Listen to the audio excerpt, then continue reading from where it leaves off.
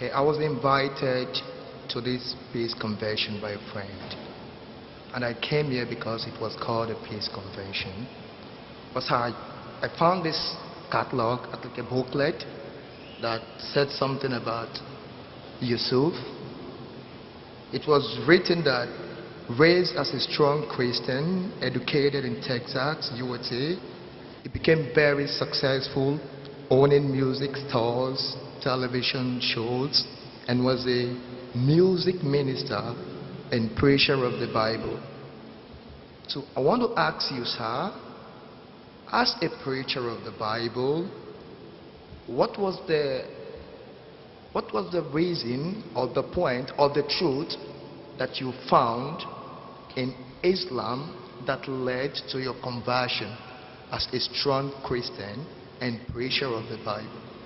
That's a beautiful question. Because there's lights in my eyes, I don't know exactly where you are. Can you hold up your hand? I am here, sir.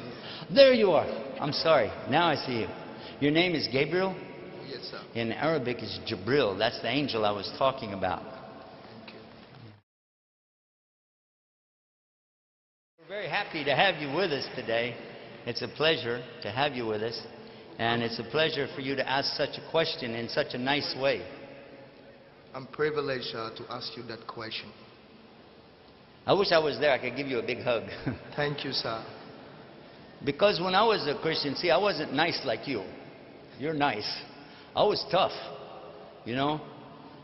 Because I thought I had to save the world, I'm going to go out and preach a message. And, you know, I'm still a little wacko, don't get me wrong, but not near as bad as I was. What I found, and this is important to know, what I found was in my Bible first. What I found was in my Bible first. Because I used to travel with a lot of the so-called preachers of Christianity. And some of the ones that I traveled with, they don't represent real Christianity, by the way, but I traveled with them and I learned that I couldn't trust them. Especially when they would pick up the Bible and say, the Bible says, the Bible says. And afterwards I would say, it didn't say that. They say, who cares as long as the people think so. And so it bothered me so much that I started trying to really read and understand many different translations of the Bible. But they didn't match.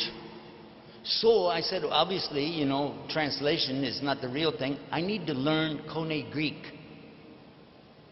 I knew that the Latin, I'd already studied Latin, and I knew that the Vulgate was only a translation of Koine Greek anyway.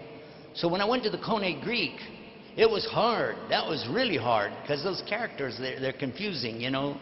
I don't know if you know Greek, but it's weird Greek to me, anyway.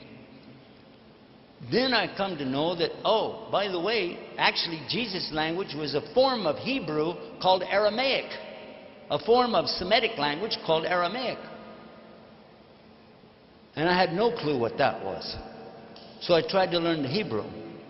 Now, all along the way, I'm taking, okay, interlinear Bible. I don't know if you know what that is. That's when you have the word in English, and under it, it'll have the word in Koine Greek, and you can look it up.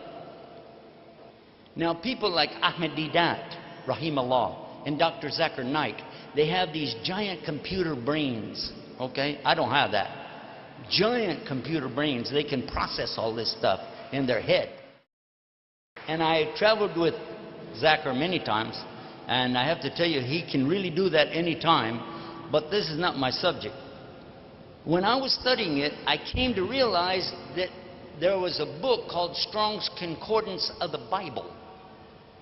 My father had a copy, so I would sit there. It's big. It's a very big book. And I would go through and look for these words. And then it will tell you in Koine Greek what's the root, what it comes from, and what it's related to, and where it's in the Bible. And then all of a sudden, I started discovering something really big.